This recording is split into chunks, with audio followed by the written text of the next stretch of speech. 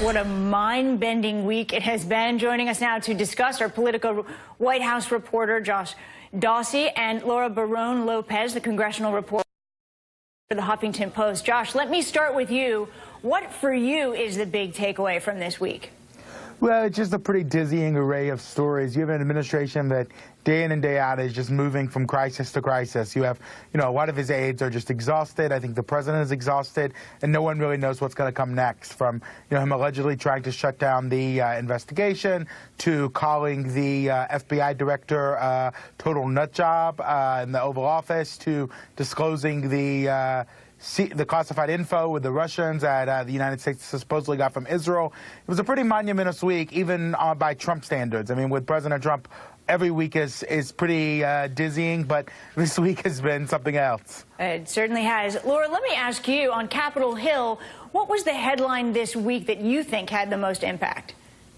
Well, I would say all of them had a pretty big impact. We started, as you guys mentioned, with Trump supposedly sharing information with Russians, classified information. It took Republicans a great deal of time to just wrap their head around that. And the majority of their answers were, well, the president has the right to do that, which he does. And they said that they just needed more information, that they weren't going to go based off of headlines. I would say, I guess, the one with Comey, it revealing that Comey had written a memo saying that Trump had pressured him to drop the Flynn investigation. That was the biggest one. Republicans couldn't defend that one. They had trouble coming up with answers. They just continually said that, they would like a crisis-free day, if possible. To move away from that, it's clear the Justice Department, in its selection, Rod Rosenstein's selection of Robert Mueller as special counsel. Let me ask you, Josh, what do you expect will be the biggest impact of having Mueller in this role? Well, I think what we're realizing is it's going to a long 6 months or more for the White House. These things are not quick. I imagine they will subpoena thousands of documents. There will be lots of interviews. Everything for the White House is going to be under close scrutiny. What happened? Were there any actions to cover it up? And I think you will see a lot of people who are jittery. I think inside lawyers are reminding people, hey, you have to save documents. Everything you say now, could be a piece of evidence or, investigators may want to see. And I think the appointing of a special counsel shows that, this is totally out of the president's hands now. It's no longer an FBI director that he's firing. This guy has gotten kind of bipartisan kudos for his track record. And I think for the White House, there's an apprehension. Even if President Trump has been pretty confident and visible and saying, listen, there was no collusion, this investigation's a witch hunt. I think if you talk to people behind the scenes, there's a palpable worry. And folks are saying, okay, we really don't know what's going to happen next.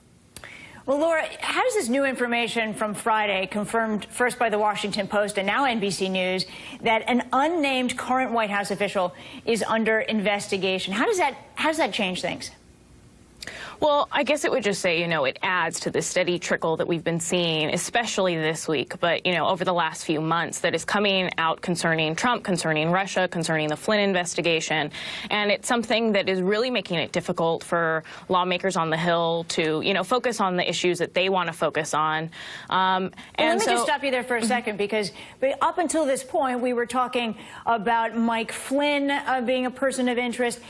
We weren't talking about people actually in the White House. Did you feel on Capitol Hill that there was a shift in people's perception of this investigation when that news came out? Well, when that news came out, lawmakers were already leaving for the weekend, probably, to their relief that they didn't have to answer questions about this. But it definitely, on Monday, they come back, knowing also that Comey is going to be coming to testify soon. It's going to be a big topic on the Hill. Josh, turning to you and President Trump's tweet this week, calling this the single greatest witch hunt of a politician in American history. What's your take on that?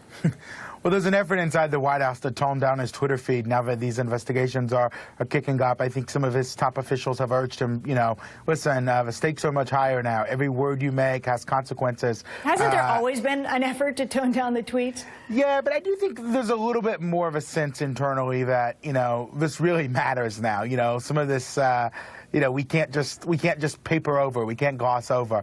But President Trump is one for hyperbole. He's one for exaggeration. He always says, things are very, very good or very, very bad. And, saying that it was the worst in American history is not surprising for those of us who have watched him. He likes to talk in strong terms. And I do think the president feels very aggrieved and under siege. I mean, several people who've spoken to him this week, we've reported and others have, that he just feels like kind of everyone's out to get him. He's seeing a lot of enemies. I don't think he's trusting a lot of people. I think he feels like, people are treating him very unfairly. And we'll see if they are or not. But I certainly think that's a sense inside the White House. Well, we could be weeks or months, maybe even years away from actually knowing the answer to that question. Politico's Josh Dawsey and the Huffington Post, Laura Barron-Lopez. Thank you both for joining me.